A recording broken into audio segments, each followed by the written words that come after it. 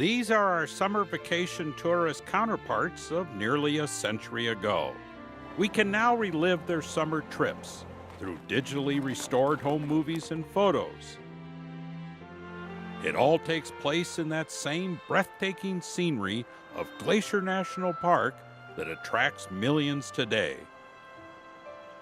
Except back then, it's hard to imagine what was more memorable, the scenery or the adventure itself.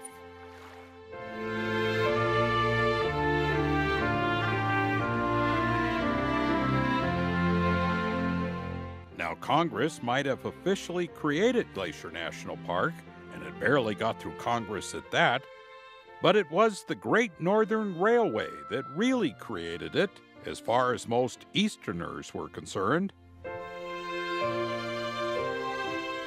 The railroad needed a reason to get people to travel west, and there was no better west than this. The railroad published pamphlet after pamphlet geared to Eastern adventure clubs, especially to the wealthy. They made sure New Yorkers understood these mountains were 14 times taller than the Woolworth Building.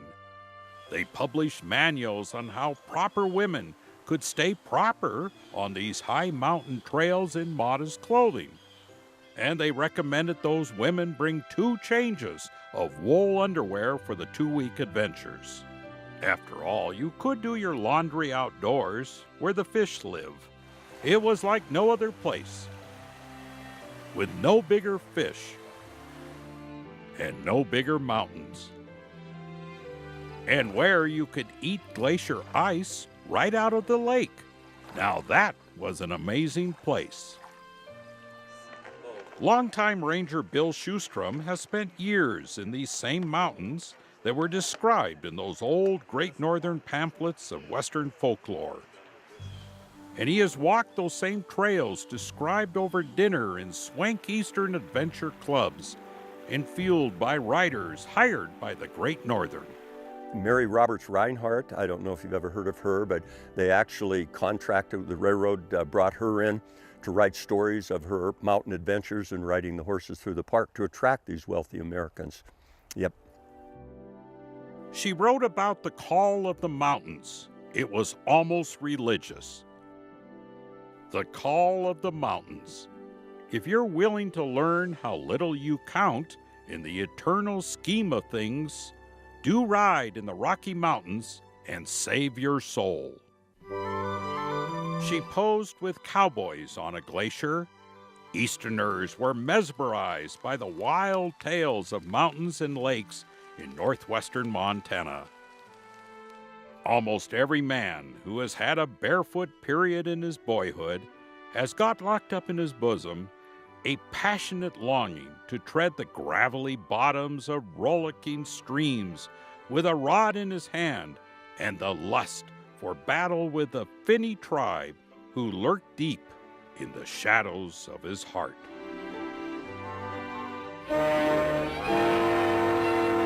The timing of this PR blitz for the new park couldn't have been better.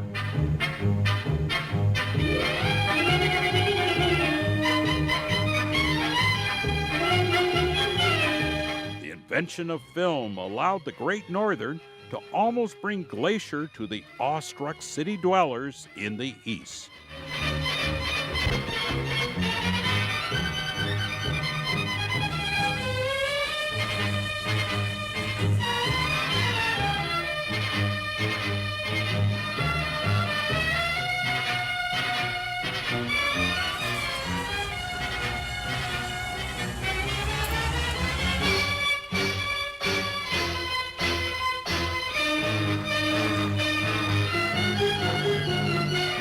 Great Northern even adopted a mountain goat as its corporate seal.